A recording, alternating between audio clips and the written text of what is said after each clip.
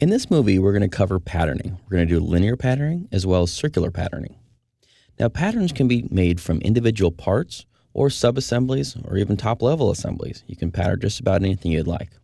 If you look at this example here, this is one we finished in a previous movie, and we kept adding individual sub-assemblies to this and adding relationships. You can look down here, we've got a lot of relationships we added to locate each one of these little jars. Now, instead of doing all that work of adding a new one in, mating it up to all the different references, we've got a bunch of holes here that could take quite a while. But think about if we had hundreds of holes that we needed to put jars in. That would really take a long time. So instead of doing that, why don't we go ahead and use a pattern instead? So what I'm going to do is I'm going to click and hold down Control and just select those three right there, and we're going to get rid of those. So I'm just going to hit Delete and Yes to all. Now I'm going to select that one. Keep in mind, this is a sub-assembly, so there's actually three parts inside of here. And I can either pick one of the parts individually, or I can pick the whole sub-assembly, no problem. Click on the sub-assembly, and then click up here under Linear Pattern. So linear pattern works almost identical to patterning in the part level. First thing is, which direction do we want to pattern in? And I'm going to select any edge going in that direction. I'm going to pick that edge there. And then it's asking you the spacing between the parts. And I believe it's 4 inches here. And we're going to say how many we want. And there it is. So as soon as I click on 2, there we've got our next pattern there. You can see we've got all 3 parts in there. And it's as easy as just going 1, 2, 3, 4. More patterns. We got 5 across that way. And then same thing with direction 2. Pick that top edge. And like I said, you can pick any edge going in that direction. I could pick this edge back here if I wanted to.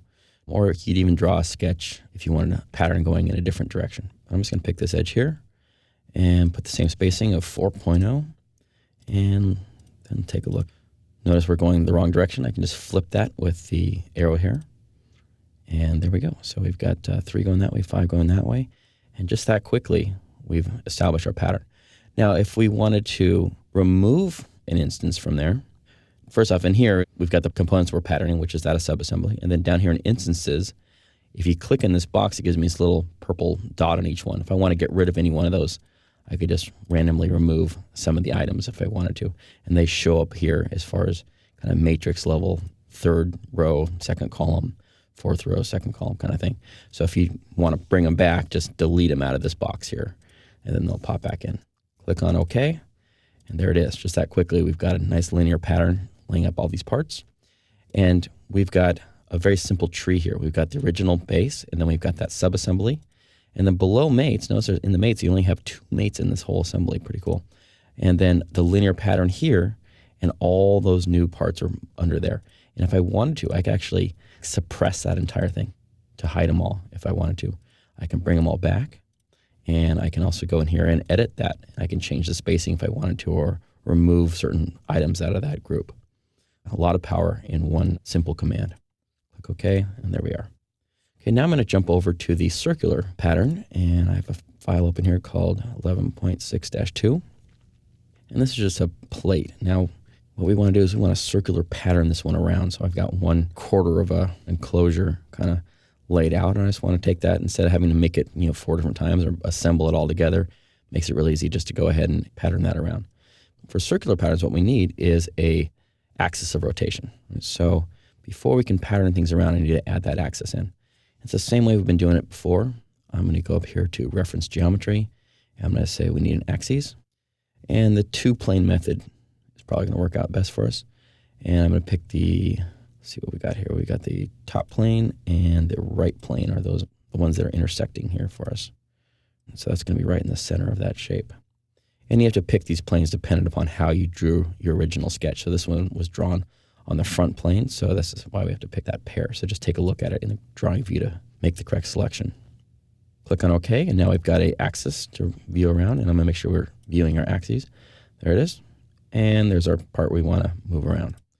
So same thing, under linear pattern, there is a thing called circular pattern. And as soon as I jump into this, first question it's going to ask me is what axes? There it is. And then second one is, what's the component we want to pattern? I'm going to select it here. I always try to select things from the tree versus from the drawing window. So I'm picking that pattern there. And notice you can see a little representation. Right now it's giving us a 15 degree, and there's 2 of them. We probably prefer to have equal spacing, so it's going to put it on the other side, and we actually want 4. So as you see, As we add those up, it just adds one more, adds one more. We spin it around, and same thing, we can always remove an item if we wanted to take one of those out of the grouping, but we don't in this case. Click on OK. And it's as simple as that. We've generated a circular pattern of these parts, and we can do that with as many parts as we want. And we can also go back just like we did with the linear pattern. Under here are the parts. We can suppress these if we don't want to see them for a second. Bring them back. We can edit this pattern here just by clicking on Edit Feature, and we can change things around in a lot of different ways here if we wanted to change it through a different angle or a certain amount of instances we wanted to put in there. So a lot of power, again, in a very simple to use command. So there you have it for the linear pattern and the circular pattern.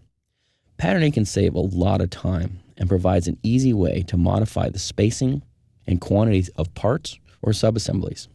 If you find yourself adding more than a few of the same item to your assembly, maybe a pattern can help out.